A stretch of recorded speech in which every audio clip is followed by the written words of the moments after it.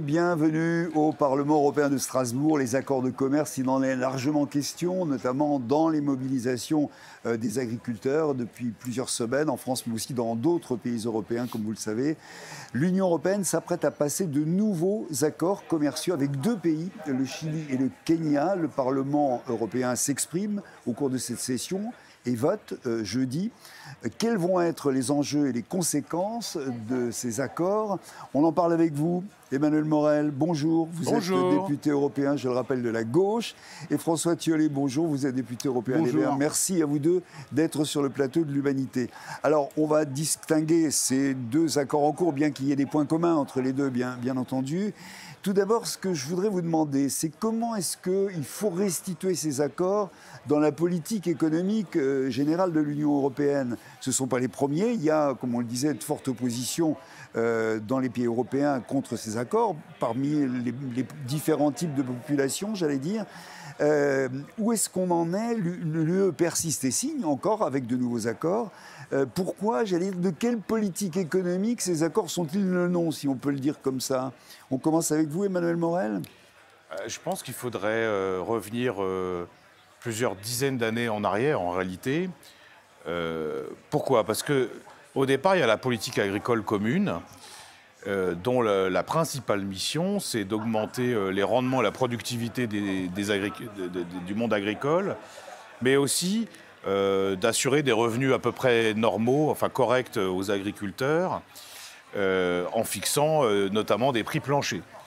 Ou des quotas. Vous vous souvenez peut-être, nous on est du XXe siècle, les quotas laitiers, qui étaient le plus connu. Et l'idée c'était comme ça d'avoir une croissance maîtrisée, régulée de l'agriculture en Europe.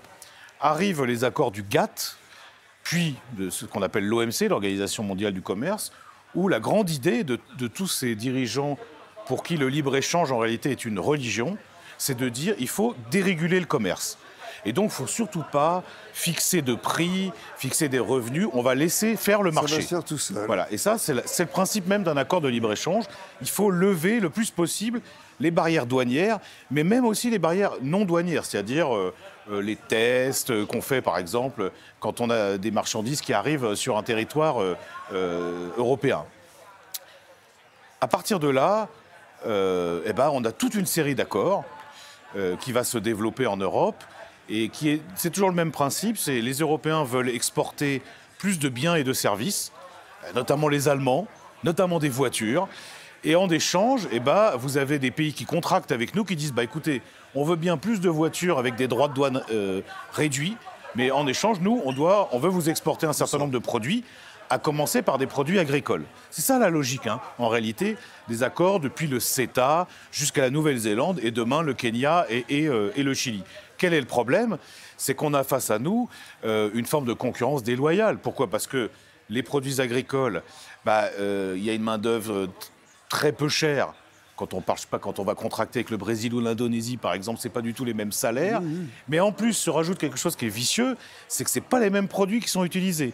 C'est-à-dire qu'il y a des produits que nous, on interdit en Europe, mais qui sont autorisés avec des pays qui vont contracter avec nous. C'est là que les agriculteurs européens interviennent et protestent en disant non seulement vous envahissez notre marché avec des produits qui sont très peu chers, parce qu'évidemment la main-d'œuvre est peu coûteuse, mais en plus, vous nous imposez à nous des normes que vous ne faites pas respecter aux pays contractants. Et c'est tout le problème qu'on a avec notamment les accords Kenya-Chili qui arrivent, mais qui ne sont pas les plus importants par rapport à tout ce qui s'est passé avant. C'est ça. Et il y a un empilement, une sorte d'activisme de la Commission qui, tous azimuts, veut passer des accords avec tout le monde. Et là, parce que là, au moment où on se parle, il y a des négociations avec le Mexique, il y a des négociations avec l'Indonésie, c'est pas rien l'Indonésie, des négociations tous azimuts. Et à terme, le vrai danger aujourd'hui, c'est la disparition pure et simple du modèle agricole européen. C'est de ça dont on parle. François Thiollet, oui. On est au bout d'un modèle, en effet, d'une idéologie du libre-échange qui a longtemps pensé que si on libère les échanges, s'il y a plus d'échanges, ça va profiter à tout le monde. On est au bout de ce modèle parce que d'une part, au niveau du climat, l'augmentation des échanges, c'est l'augmentation du CO2 dans l'atmosphère et c'est climaticide. Deuxièmement, ce qu'a expliqué mon collègue, c'est que la conséquence pour les populations locales dans ces échanges, ce n'est pas du développement. Quand ce qu'exporte principalement du Kenya vers l'Europe, c'est des haricots verts et des fleurs coupées. On va en parler en détail tout à l'heure, oui. C'est pas juste pour les Kenyans, mais c'est pas juste non plus pour les agriculteurs français qui produisent ces choses-là.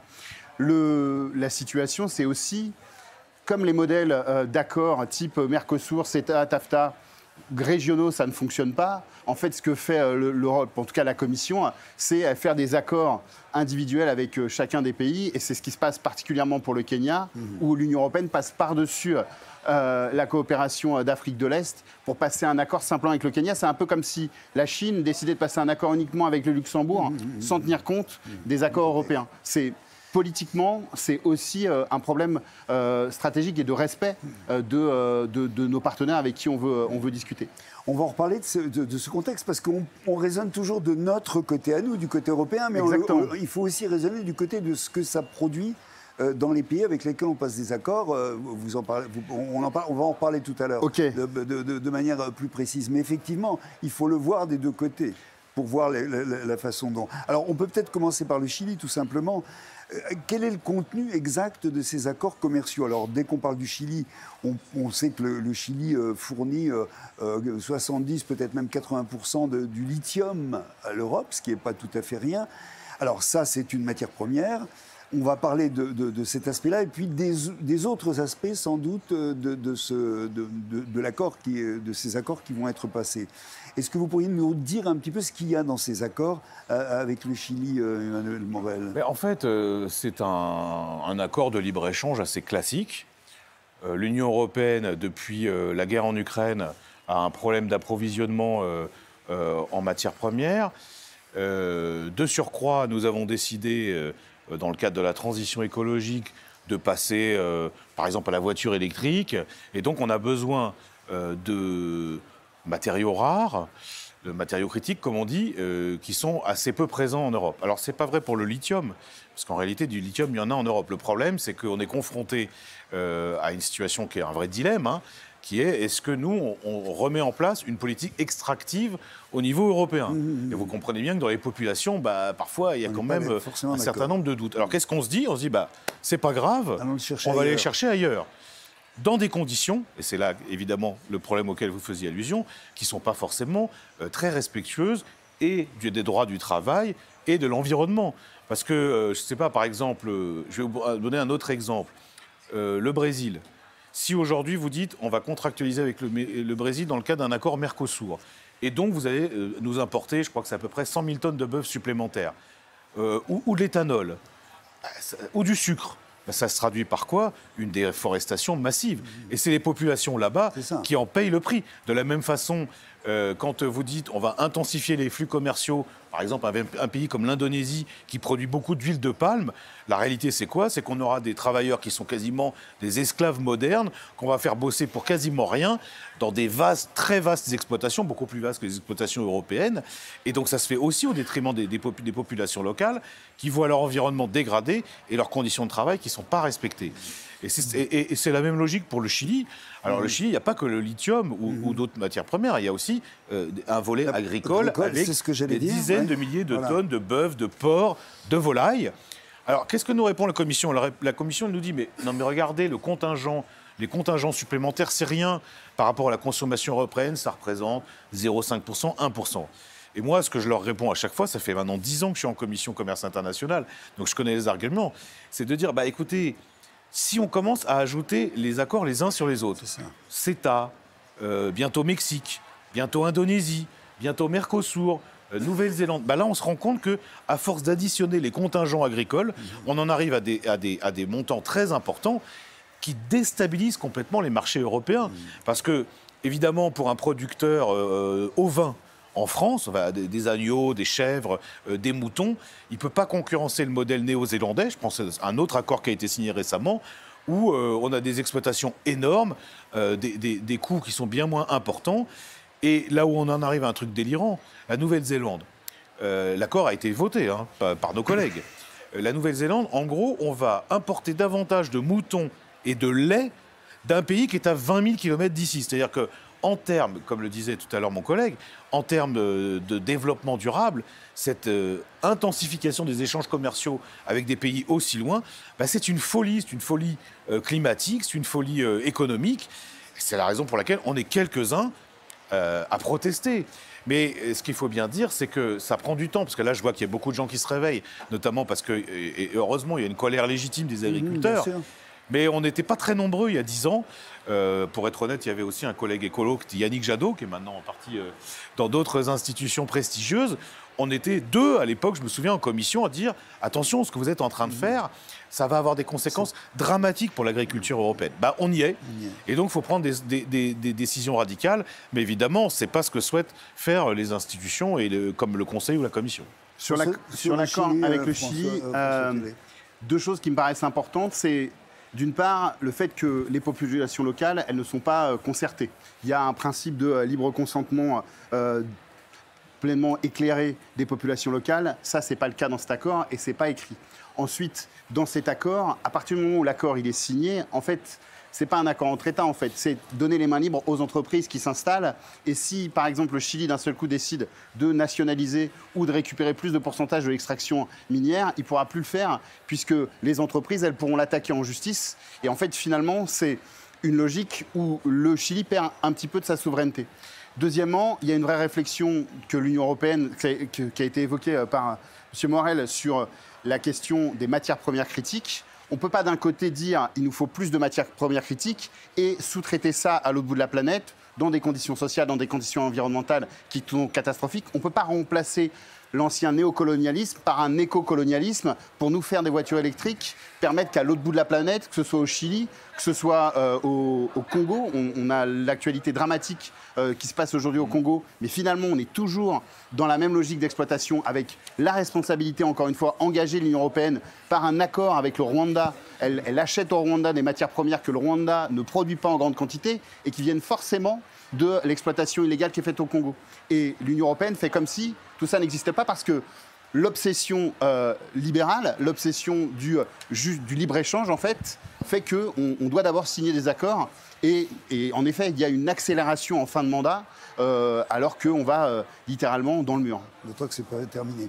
Pour le Kenya, Afrique de l'Est, on le disait tout à l'heure, le Kenya s'est félicité, puisque rappelons quand même une chose, les accords ont été signés par la présidente de la Commission européenne sur place, il faut l'aval. Enfin, il faut en tous les cas le point de vue du Parlement européen, ensuite du Conseil, des États. Mais déjà, il y a eu des réactions. Alors, le Kenya se félicite en disant les premiers, Afrique de l'Est, a passé des accords avec l'UE, etc. Mais il y a les pays qu'il y a autour également qui sont là. Ce contexte-là est effectivement très important. Qu'est-ce que le Kenya, quel est le danger, quels sont les risques à l'heure actuelle? J'étais la semaine dernière dans l'Assemblée Union européenne et Afrique, Caraïbes, Pacifique. Ça a été l'occasion d'échanger avec des députés issus de tous les pays africains, et notamment un échange avec un représentant de l'Ouganda qui nous explique ce que j'expliquais tout à l'heure sur le déséquilibre que fait le Kenya en signant un accord avec l'Union européenne. Ça déstabilise toute l'Union économique parce que les produits qui vont arriver d'Europe au Kenya, ils vont pouvoir circuler au sein de l'Union économique et pénaliser aussi les pays voisins.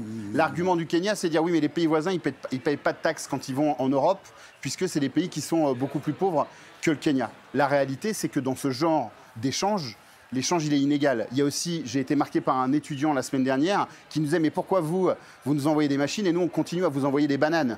Il y a aussi une responsabilité de l'Union européenne, même si tout ça, c'est toujours écrit, sur le développement juste, le transfert de technologie. La réalité, c'est pas celle-là. La réalité, c'est d'abord des entreprises, et qui sont souvent des entreprises européennes. Sur les fleurs coupées, c'est des entreprises qui viennent des Pays-Bas, qui s'installent, qui produisent parce que là-bas, c'est moins cher, parce que là-bas, on peut faire des haricots verts qui sont bien alignés et sans fil, et on les envoie en Europe, et qui pénalisent à la fois les paysans locaux, parce que les paysans se spécialisent vers des cultures d'exportation, comme on a fait du sucre, comme on a fait du café, comme on a fait du caoutchouc au 19e siècle. Aujourd'hui, on va faire des fleurs coupées et des haricots verts. Et surtout, on masque tout ça aux Européens avec toujours le discours de on les aide à se développer. C'est pas ça la réalité. La réalité, c'est que on tue leur agriculture vivrière et on tue aussi l'agriculture chez nous. Il y avait eu exactement le même problème avec la question du lait, quand en Afrique de l'Ouest, et c'est encore le cas aujourd'hui, le lait en poudre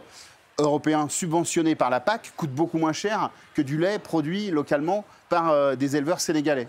Et ça pénalise à la fois les Sénégalais, les producteurs sénégalais, et à la fois les Européens, les producteurs laitiers européens, qui n'arrivent pas à vendre leur lait au juste prix. Donc on marche sur la tête. Emmanuel Morel, sur le Kenya, sur cet aspect particulier du Kenya. Non, mais ce que je trouve particulièrement préoccupant dans l'accord Kenya, c'est que, comme ça a été très bien dit, on casse une logique régionale qui est en train de se mettre à place au niveau africain. Et d'ailleurs, c'est peut-être comme ça, je pense que c'est le modèle alternatif qu'on devrait proposer à la religion du libre-échange au niveau européen. C'est que, d'abord, laissons se constituer dans les différents continents des sous-ensembles ou des ensembles régionaux dans lesquels, d'abord, parce qu'il y a une logique de proximité. Hein, je reprends l'exemple de la Nouvelle-Zélande, là on n'est pas du tout dans la proximité. Il y a des logiques de développement un peu solidaires. Tout ça est complètement absent. Oui, on peut dire en effet une forme de néocolonialisme ou proto-colonialisme qui est absolument présent dans le Kenya. Mais il y a autre chose qu'il faut rappeler. Parce que là, on est sur prenons les fleurs ou les haricots verts. On produit ça en Europe, hein. Les fleurs, on les produit. Il y en a en Italie, il y en a beaucoup en Espagne, il y en a en France.